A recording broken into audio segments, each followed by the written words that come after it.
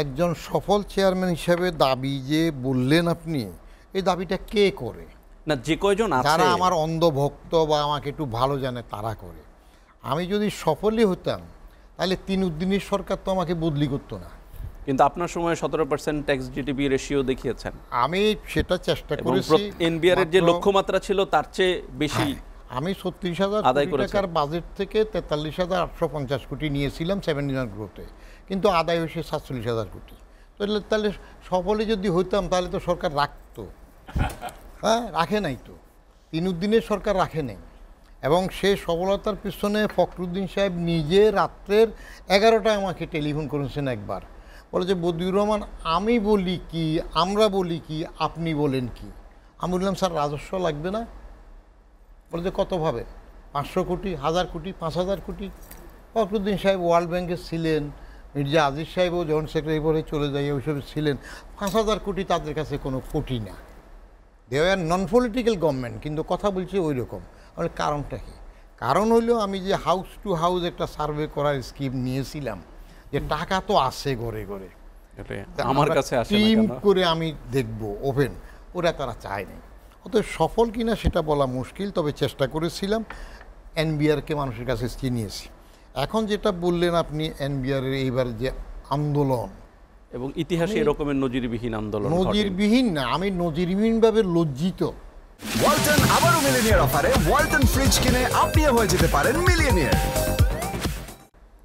এনবিআরের সাবেক চেয়ারম্যান হিসাবে আমি অত্যন্ত লজ্জিত যে এনবিআরের কর্মকর্তা কর্মচারীরা এই সংস্কার পরিষদ নাম দিয়ে টোটাল শাটডাউন করেছে। টোটাল শাটডাউন, কমপ্লিট শাটডাউন করেছে। এটা আমি কখনো পছন্দ করি না, করিও নাই। আমার এখন মনে পড়তেছে, আমি যখন অস্ট্রেলিয়াতে লেখাপড়া করছিলাম তখন আমার সুপারভাইজার ছিলেন ডক্টর অ্যালান পিসমেন্ট। ডক্টর অ্যালান পিসমেন্ট, এটা 1988 সালের কথা, কার্টিন ইউনিভার্সিটি অফ টেকনোলজিতে। তো ওরা স্ট্রাইক করেছে শিক্ষকরা। হ্যাঁ, সেখানে তো প্রফেসর হওয়ার বড় জিনিস, ডক্টর লেখে না। কারণ ডক্টর আমাদের দেশে যেরকম গরু ছাগলে ভরে গেছে, সব গরু ছাগলে এত নাই বোধহয়, ডক্টর যা হয়েছে সেগুলো হয়। তো আমি একদিন অ্যালানকে জিজ্ঞেস করলাম, অ্যালান তোমরা তো স্ট্রাইকে, তাহলে আমার পরীক্ষা নিচ্ছ কেন, আমার অ্যাসাইনমেন্ট দেখতেছো কেন? I was astonished. বললো যে স্ট্রাইক করতেছি তো আমাদের দাবি দেওয়ার জন্য সরকারের সাথে, ম্যানেজমেন্টের সাথে, not with my teaching, not with my students. আমার স্ট্রাইক করব, তাতে যদি আমার ছাত্রের লেখাপড়া বন্ধ হয়, অ্যাসাইনমেন্ট বন্ধ হয়, তাহলে বছরের প্রথমে যে আমি একাডেমিক ক্যালেন্ডার দিয়েছি সেটা কি হবে? কারণ একদিন অ্যাসাইনমেন্ট দেরিতে দিলে 5% মার্কস কমে যায়। তো আমি সেটার পরে এইবারে যে কমপ্লিট শাটডাউন দেখলাম, এটার পিছনে আমি প্রথমে তো নিজের লজ্জিত প্রকাশ করতেছি। দ্বিতীয় আরেকটা লজ্জার বিষয় হয়ে গেল, এতগুলো জ্ঞানী বিসিএস ক্যাডারের অফিসার সরকার ছিল, তারা এটা সমাধান করতে পারে নাই। করলো কে? ব্যবসায়ীরা। তাহলে কি ব্যবসায়ীরা more powerful than the government? নাকি নেগোসিয়েটর হিসেবে? নাকি ব্যথাটা আসলে ব্যবসায়ীদের? হ্যাঁ, ব্যথাটা তো ব্যবসায়ীদের। হ্যাঁ, ব্যথা তো হবে। তাহলে তারা দুই পক্ষে যাই করলো, তাহলে গোটা এই সরকার কি করলো? সরকারটাকে তো এমনি আমি বলি দুর্বল সরকার। এবং আমি দুর্বল বলতে যাইয়া গত এক অনুষ্ঠানে বলছিলামও যে আমরা যখন সুপারলেটিভ ডিগ্রি শিখলাম, হ্যাঁ, পজিটিভ, কম্পারেটিভ, সুপারলেটিভ, তখন আমরা ওই যে উইকটাকে উইকে আর উইকেস্ট, তো এটাকে মজবুত করার জন্য দ্য মোস্ট উইকেস্ট, আরও মজবুত করার জন্য দ্য মোস্টেস্ট উইকেস্ট, আরও মজবুত করার জন্য সুপারলেটিভ দ্য মোস্টেস্ট উইকেস্টেস্ট। ইউনুসের গভর্নমেন্টটা হইল দ্য মোস্টেস্ট উইকেস্টেস্ট গভর্নমেন্ট। সে যাতে, কারণ কত সুপারলেটিভ, একটা মোস্ট, তারপরে মোস্টেস্ট, তারপরে উইকেস্ট, তারপরে উইকেস্টেস্ট। তো এই সরকার এখন যে হার্ড হইল, প্রথম কেন হইল না? সরকারি কর্মকর্তা কর্মচারীরা তুলে বটি নিচের মাছ, দেশ অচল করে দেবে, ব্যবসা অচল করে দেবে, আর সরকার বসে আছে। সরকার তো একটা ঘোষণা দিয়েছিল আগে যে জুলাইয়ের মধ্যে আমরা অধ্যাদেশ সেটা আবার রিভিউ করব, জুলাই 22 তারিখের মধ্যে। হ্যাঁ, তাহলে দুইটা লজ্জার জিনিসগুলো এখন বললেন যেটা হচ্ছে ঠিক আছে, আপাতত যেটা থামছে বলতেছেন, সেটা থামার কিছু কারণও আছে। কারণ ইনডাইরেক্টলি কিছু কাজ আছে, সরকার যদি শক্তভাবে কিছু দুর্নীতিবাজ ধরতে পারে তাহলে আরো একটু ভালো কাজ হবে। ছয়জন কর্মকর্তার বিরুদ্ধে দুদক অনুসন্ধানে নেমেছে, যদিও অর্থ উপদেষ্টাকে জিজ্ঞেস করার পরে উনি বলেছে এটা আমার বিভাগ না। আর দুর্নীতি দমন তো আলাদা, সেটা ডক্টর মোমেন দেখতেছে এখন।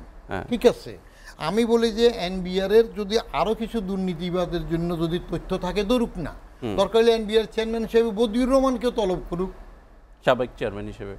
হ্যাঁ করুক, অসুবিধার তো কিছু না। সাবেক চেয়ারম্যান নজির, এই যে আমার পরে যে একজন তো এখন কি কারাগারে আছে, হ্যাঁ কোনো কারণে না, সুনির্দিষ্ট কারণে। ওর যখন ঘটনা ঘটলো তখন বন্ধু বান্ধবরা টেলিফোন করে বলতেছে নাম এটা বোধহয় ভুলই হয়েছে, বদিউর রহমান জায়গায় নজিবুর রহমান হয়ে গেছে। আমি বলি বাবা যাবো, অসুবিধা তো অসুবিধা। গভর্নমেন্ট শক্ত হওয়া দরকার, কিন্তু ওই যে দ্য মোস্টেস্ট উইকেস্টেস্ট গভর্নমেন্ট হইয়া যদি এটা করে, হাউ কাম গভর্নমেন্টের অফিসার কেমনে টোটাল রেভিনিউ শাটডাউন করে দেয়, আন্দোলন অন্যভাবে করা যায়। টার্গেট ফুলফিল হয় না, এই জন্য অর্থ মন্ত্রণালয়, আমি যখন বাজেটের সময় কথা বললাম যে এত যে দিচ্ছেন কিভাবে, তখন মির্জা আজিজ বলল যে তোমার এতর মধ্যে তো ইনফ্লেশনে এত চলে যাবে, আর নিজের কতটুক অ্যাচিভেবল রিয়ালিস্টিক সিচুয়েশনে সেটা কেউ যায় না।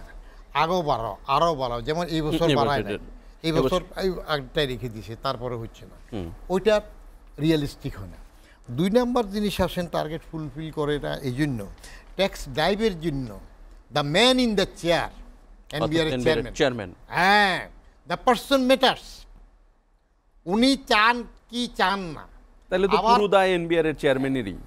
1 নাম্বার সেটা আসে। দ্বিতীয়টা হইলো উনি আবার কার ক্ষমতায় চলেন, সরকারের যদি ইশারা ভিন্ন থাকে, গভর্নমেন্ট যদি না চায়, ওই যে বললেন না আপনার বেলা ইশারা, এই যে ফখরুদ্দিন বলল 5,000 কোটি কত পাবেন, তাহলে আপনি পাবেন না, টাকা আছে আনতে পারতে হবে। এনবিআর এর চেয়ারম্যান যদি ডেইলি বেসিসে চাকরি করে যে আমি পরের দিন করব না, আমার যে যে টার্গেট আছে ফুলফিল তারে পাবেন। আরেকটা হইলো কিছু ছাড় দেয় গভর্নমেন্ট, ট্যাক্স হলিডে থেকে শুরু করি, এটা ওইটা ওগারা।